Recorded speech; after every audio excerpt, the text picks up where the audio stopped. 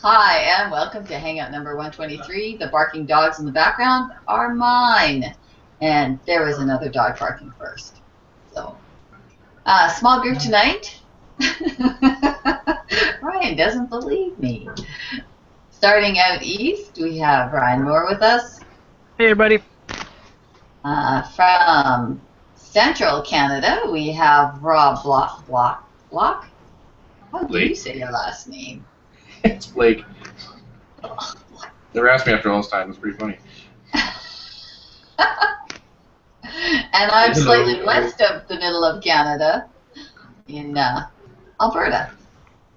So we have a few things, like it is sort of the doldrums of summer, so there's things that are coming up, but you know, we have some discounts and we have some other stuff to talk about, and we'll get started.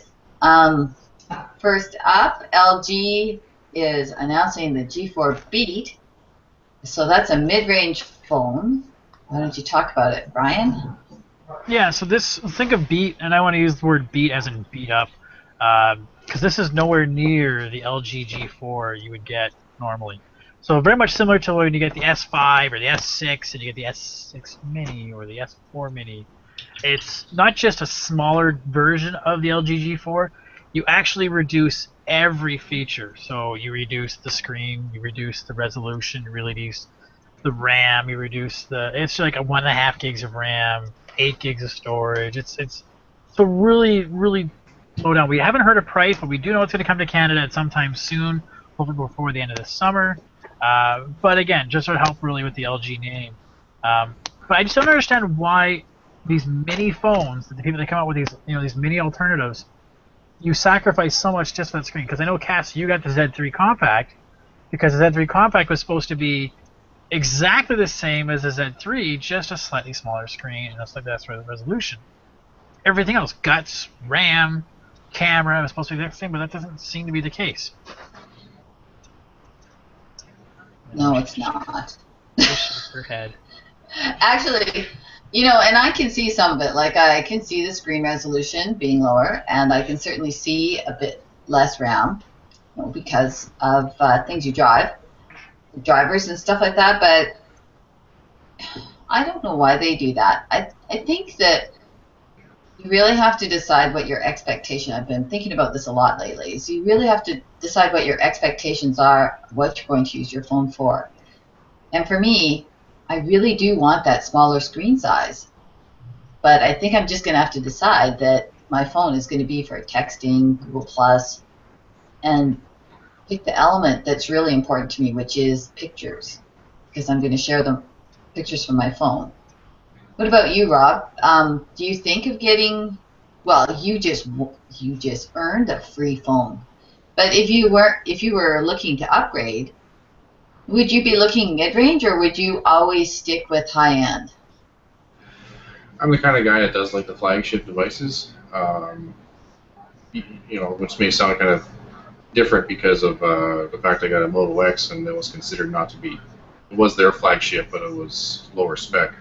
That said, yeah, I did win a G4, and I'm excited to get that and everything. But people have been asking me, you know, has it been painful to go back to the Moto X? And I actually say, aside from the fact that I finally went to Lollipop and that's been kind of fun to explore, I do appreciate the size more of a 4.7-inch screen far more than I do the 5.5. It's just too large for the hand for me. Like I got used to it, and I will again.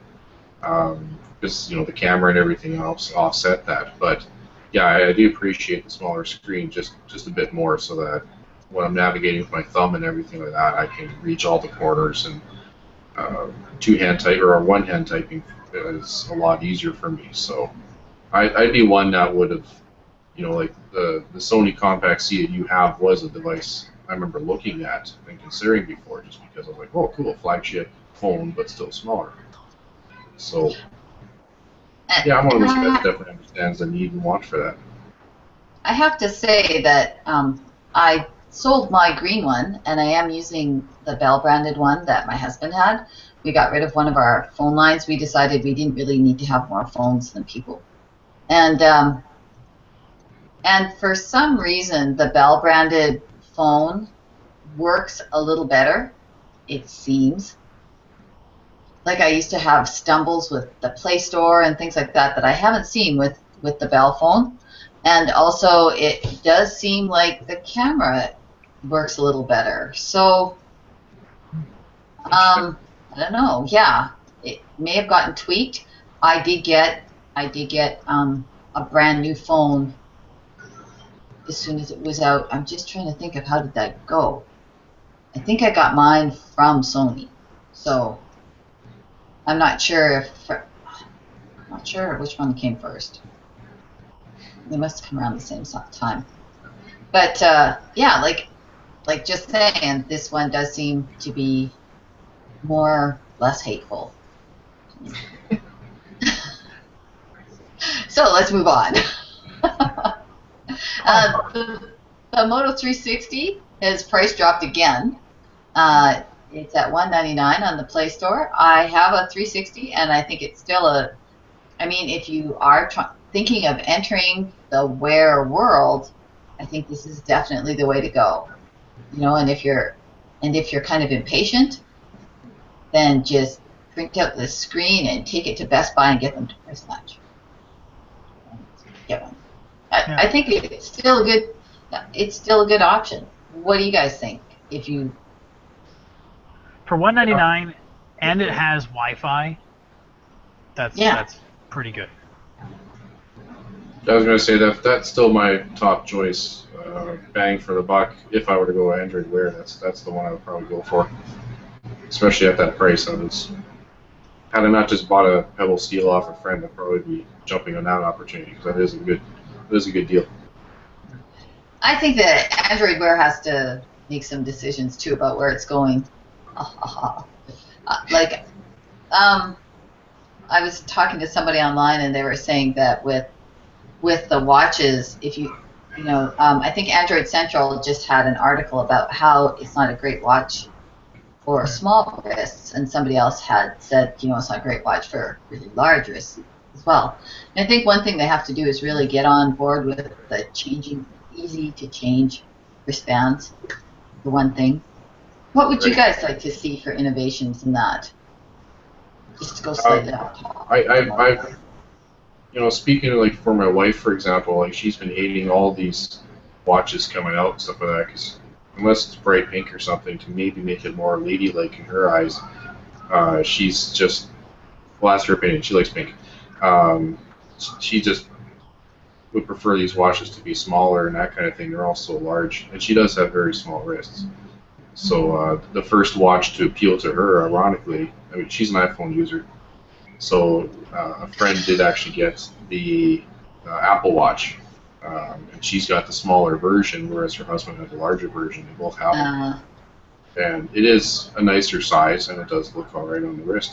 So, whereas a 360, that's a pretty big unit, and it's fashion size big though. You see watches at American Eagle and places like that for young girls, young women, and I've bought fashion watches that have bigger faces than this, and if you want to see information, you kind of need a screen. Oh yeah. So it's everyone's opinion, right? But I think the option is it would be nice. If you look at the Wear devices, their average is all large, and same thing with Pebble.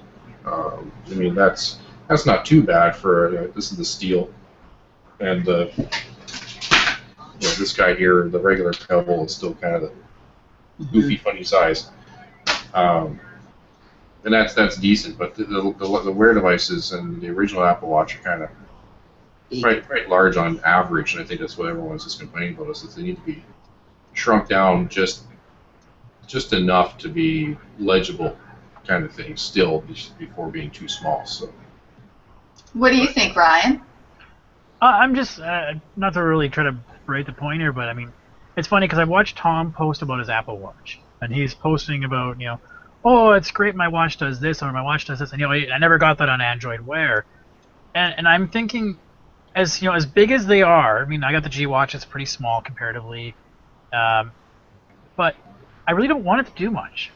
I don't mind it having a bigger screen so I can see what it is I want to see, but I really don't want to have to interact with it. The main point for me, and I guess Pebble's the same way, is that I don't want to be able to do all that I can do that's on my phone. That's what my phone is for. Oh, I want to be able absolutely. to just see what the message, and maybe reply with a voice, but I just want to see. Oh, my next appointment is this.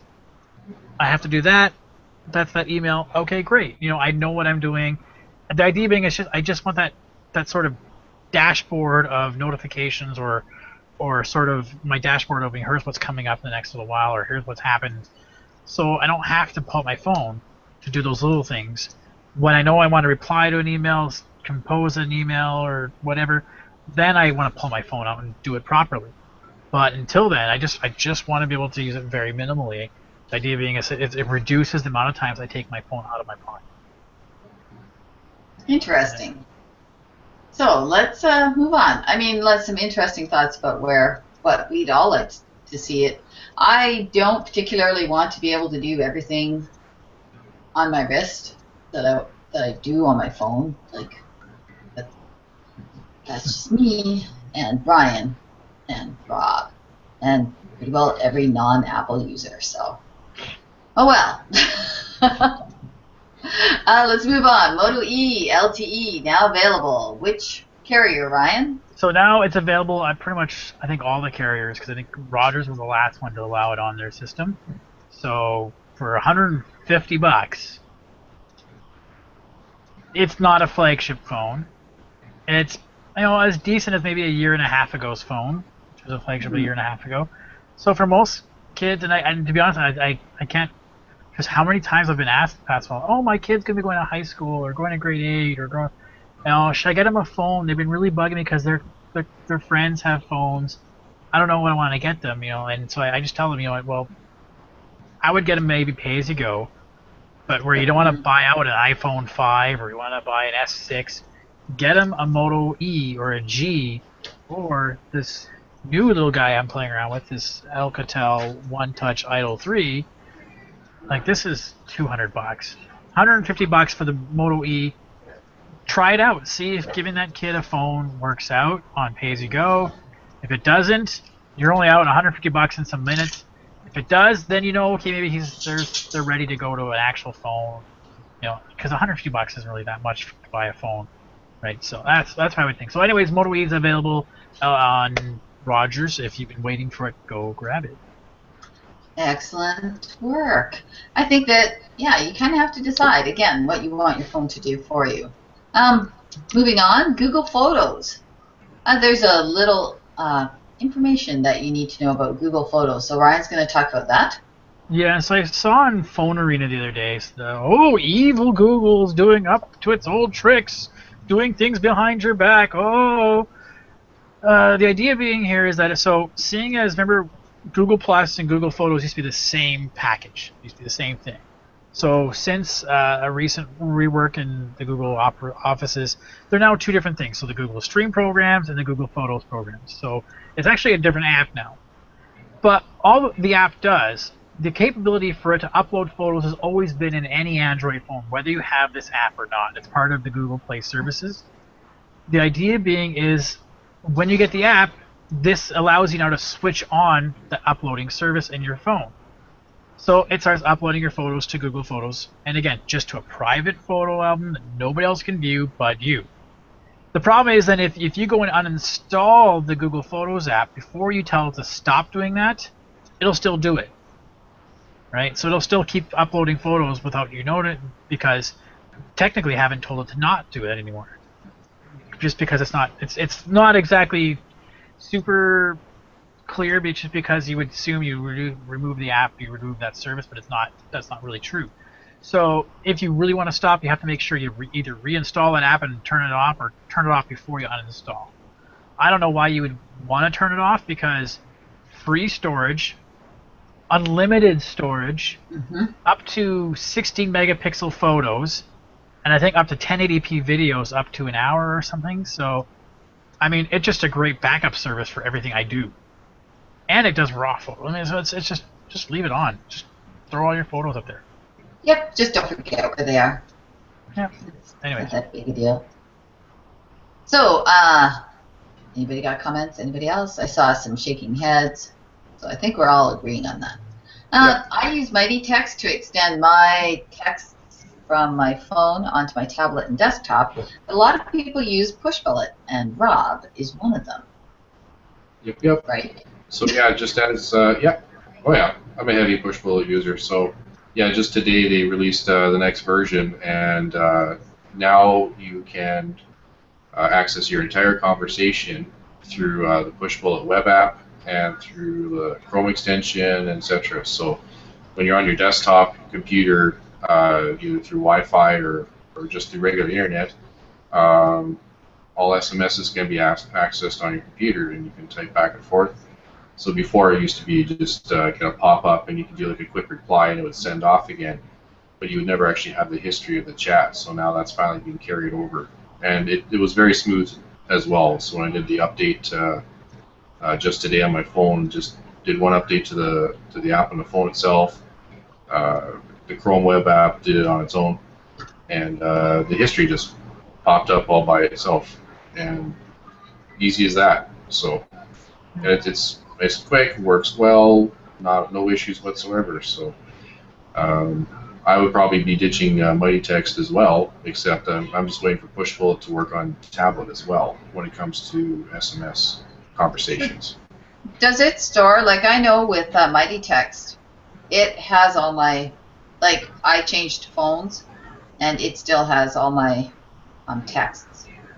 From what I understand, hopefully I don't have this wrong, but no, everything is going direct from the phone to Pushbullet. So if like when I switched from my Photo X here to the G4 when that comes in, I expect that probably that whole history will actually disappear. Whereas the Mighty Text, yeah, that will still be there. It's a direct thing from what I understand. Okay. Well, but photos and everything else will show up in conversations too, so it's good. Everybody likes different things, so it's a good thing it has choice. There's choice. I use mine to extend onto my tablet more than anything, so yeah. Pushbullet wouldn't work for me at this time. I have a watch. Well, I have a watch too. Okay. Anyways. Everything. Okay, so Google announced a new service. So I believe this came out with the Android M, part of the discussion around Android M around Google I/O. They're talking about this nearby API. So and that's fairly now official that it's out. The idea being, and if you remember way back when they were talking about Bluetooth beacons, little indicators that would be people could put in stores, sort of determine your location, and they can, hyper-local target, marketing to people. The idea with this is similar to that in the fact that through a series of combination of, they say, Bluetooth, Wi-Fi, and inaudible sound, which they've already been showing in Chrome can do that kind of thing, that they will be able to send out sort of like an echolocation and try to figure out what other phones are around that it's connecting to. So now this is device or app specific. So you have to be in a specific app that does this. The other person has to be in that specific app to be able to connect. Google's not going to be trying to tap into everybody else's phone surreptitiously. So this is like you've purposely put this on. You've purposely allowed this feature. The app developers told you this feature is available. There's a lot of things you have to click by to say, okay, yes, I understand what I'm getting myself into. So if anybody wants to complain, it's up to them. They have nobody to blame with themselves. So the idea being is that you would be able to understand who else is near this phone and is using the same apps. So Trello, they're talking about Trello could sort of share a board you have on Trello with your nearby people. This one song app called Edging or DJing lets people, the DJ publish their track list to people who are nearby so they can sort of see what's going on. And again, the nice thing is that you don't have to be able to really use the internet to do this. You can just tell people to get through, like who's nearby.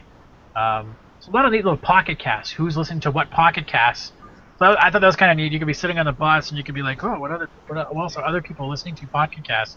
And again, as long as you turn that feature on your phone to share that out, and other people have that feature turned on as well, then you can sort of see what it's doing, right? So kind of a neat feature. That's it just became available. So if you're interested in any of that, you can go check out the link.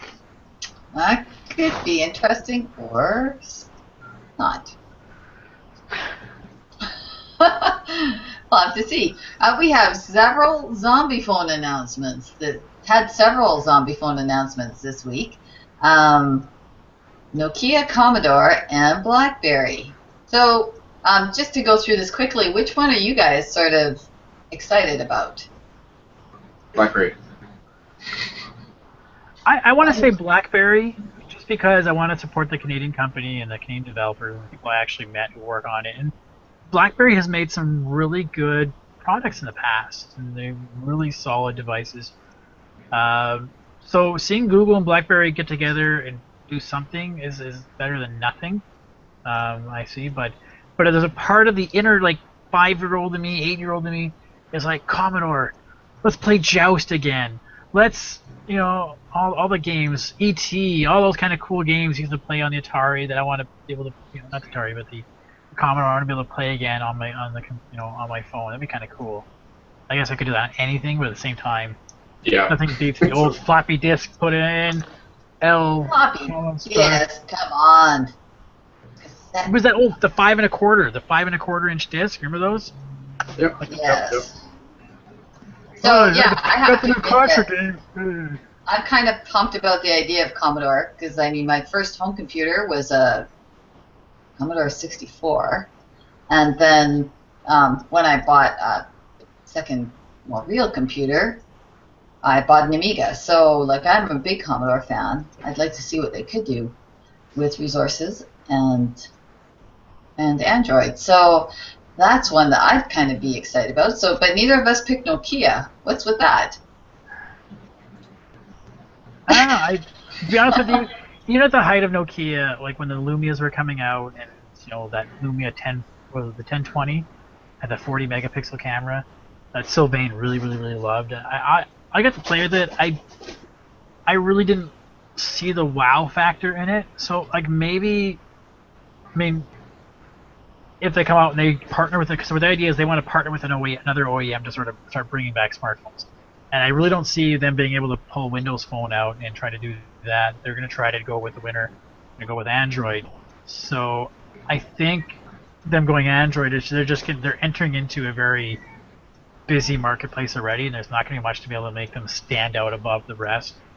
I never really saw anything what they had before, so I can't really see them providing anything new and exciting. Well, all of these guys are going to have a hard road to hoe, and that's just the way it is. There's so many things coming in, into the North American market, like ZTE, Alcatel, all those guys, and it's hard to even get some of these unlocked phones. You really have to look for them. So it's going to be interesting to see what's going to happen with the Canadian market, as well as all these other returning entries. So let's move on to our last thing that we have, Ingress on Wear. Yeah. So Rob just got into Ingress, but he doesn't have Wear. Ryan's been into Ingress. He does have Wear. I am not into Ingress, and I have Wear. So I guess that's Ryan's. So the idea being is that you can boot up the app on your phone. So it's a little mini app, and it's going to start telling you what portals are around you. And let's just see how well. So it's telling me that I am sitting on top of I don't know if you can read that, but St. Vladimir, the portal that is the nearest my house, and I actually can hack it from where I'm sitting here. So a little indicator. If I can't, I can swipe up and down to see if there's any other portals that are nearby. Like that one is telling me it's too far away. It gives me a readout of how far away it is. But then I can hit the button to hack. You can't glyph hack on it, so that's kind of okay, I guess, because you can't do it on a small screen. And it's saying I have too many items, so I can't hack this one. Again, I'm curious. I like the idea, but again, I go back to my argument of I don't want to do things on my phone. My phone isn't for that. Or my wrist, I'd rather, because, for example, when I'm out playing Ingress, I don't want to leave the Ingress app to see what the Hangout messages are. That's why I can go, okay, and I can keep playing Ingress, right? Or if I'm playing a game, I don't want to have to stop the game, go into the my text message or an email that comes in, I can just look at the message. Oh, okay, that's what the message is. Okay, great, and then keep going. So, anyways, so I mean, to be able to start doing this on my watch, I think is a little bit weird, especially since I love to glyph hack instead of regular hack. But I guess it's kind of cool when Siobhan was saying when she would go for a run, and if you're going for a run, it's nice to be able to just hit button. So I drove with it today on the way drive home. So I was left it watching, and you could see the portals kind of zip past, or whatever, and could hack as you wanted. So that I guess is kind of cool. You can't really hack when you're driving because there's a 4 kilometer per hour limit. If you're over 4 kilometers an hour, it will not let you hack. So. But again, kind of cool to see that it does kind of work. And I didn't notice any extra battery drain because of it. So everyone's like, oh, it's going to kill the batteries. Because Ingress is a battery killer. It's the GPS, though, that kills the battery, isn't it? Well, it's GPS, on-screen time, data pulling. It's doing everything your phone can do at that time, right? So it's going to kill the battery. So, quickly. Rob, you have a comment? Yeah, I was just going to say that he's already touched upon it now since I requested the comment, but as a brand new Ingress player as of today, when I went out tonight with a buddy to go for a bike ride and everything, and we were trying out Ingress together, I quickly looked to see if Pebble had any kind of equivalent to this. And there are Pebble apps with Ingress, but they're all just countdown timers, really. So. Yeah. That is an app that I would be a little jealous of, I can see, because when I was on my bike, it'd be, I was constantly stopping, pulling out my phone, because I'm a little afraid to pull up my phone while I'm biking, and I'm going to drop the thing or something while I'm moving along, or just fall off the bike. It's just a bad idea. So, but yeah, you're right, get a new one. But to look at my watch just like this as I'm riding a bike, that's easy, and that would be really cool to see how close I am to one of the portals or something. So. That's not worth $199 yet to me. It's getting closer though, but that is an app that I would appreciate. That's for sure. But the only problem I find is that again, the point of the game is not just sit there and hack. I mean, that's great to grind through and get stuff. The point of the game is to build, right? You can't deploy, you can't link, you can't fire, you can't do any of that kind of the other part of this stuff. So I mean, it's for those that want to hack and it's what's limited. I think it's more novelty than it is going to be any utility. Well, yeah. I don't know. I think that would be. It was good for the one thing because I know I spent 15 minutes on one thing because my buddy and I, someone put a portal in amongst a biking trail, the mountain trail, and we couldn't find that thing for the life of us. And it was always stop, pull up phone, stop, pull up phone, stop, pull up phone. So just to get to the darn thing in range, I think that's where that would have been actually pretty cool. Yeah. For sure. But anyway, teach their own, right? Mm-hmm. Well, let's wrap up. We're getting close to the end. We have Brian. You showed us a Alcatel One Touch Idol 3. Where can you get that? You can get it at most of the carriers right now. The model I have right now is a TELUS model. I know that because it has the TELUS apps in there, so that's kind of weird. But I think most of them can carry it. I think you can buy it from Alcatel unlocked because there are unlocked versions. I haven't tested to see if I can put my Bell chip in here to see if it would just work automatically. Are they unlocked? But I'm believing that if it's got the TELUS apps in it, then it's usually carrier locked. And that is what size screen? 5.5. Yeah, okay. 5.5. 5.5 inch screen. 1080p. This in terms of a $200 phone, I'm loving it. It's actually got a lot of great features. It's not a feature phone, not a flagship phone, but quite well, and it's very stock. Like it's like near Nexus in terms of like how stock it is. So I'm gonna put it through its paces for another couple days. Hopefully get it right up before the end of the weekend. Excellent. And you have a few other new reviews on site? Yeah, so I've got this iClever Bluetooth little speaker. This has been quite nice little, tiny little speaker. I've been playing music on it for a couple hours, and I haven't seen the battery indicator go down at all on my. Because it actually displays the battery indicator in your phone's notification bar. Oh, connect to nice. it.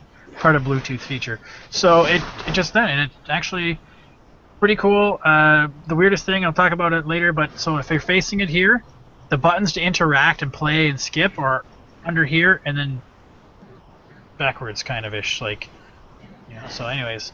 But pretty good sound for a speaker. Like, it's actually quite good. And what's the price range on that one? I'll have to look at that, to be honest with you. I want to say it's like $50 if that. So pretty good. I still have my Monster Clarity. Had it for quite a couple years now. I don't think it's price dropped, but it still works, and it's a great sounding device. So what else do we have? We have that and a desktop charger. So you want to charge, how many is it? 6 items all at once. You just plug this into the wall and get a bunch of USB cables, and you're in business. All Wow, 2 you could make lots of friends if you're at the airport around iPhone. I was going to say, just plug that in and be like, 10 minutes. But anyways. And then a Tilt Tunes. What is that? So Tilt Tunes is Tilt, but we love Tilt as a product. They've been really supportive of the other brand, but they make some excellent quality products. The Tunes is their little jam box, essentially, a little Bluetooth speaker. Martin just got it the other day, and he's been playing it, and he just sent me a video of how it booms. Like, holy crap, it booms. Great for if you're going camping, you just need some, to fill a space, or an office space, etc. Double check, this is $30 on Amazon right now. Okay. So the Tunes is a little more expensive. Tilt Tunes. I want to say that one's going to run you a little over $100. So just because, it is a little more bigger. It's like, this is only like 5 watts. Oh, where is it? Tunes. The wrong thing I'm looking at. Anyways, we'll have a full review on the site in the next couple of days from on all these products we have to review. So keep it tuned. Yeah, so join us then. So I guess everybody say goodbye. We're running out of time. I have to go sew. Oh, and Rob really disappeared. We're done and Rob's gone. Yeah. I think he said he froze. Oh, okay. Sure. Gonna go timeline. So yeah. See ya. Have a good week. I'm off for 2 weeks. Woohoo! Enjoy your vacation. We'll be I here will next come back looking like a new person. With the new hairstyle you're gonna get? Yes. All right, you'll have to make a debut of the hair. All right. We'll see. All right. Everybody. See you guys later. And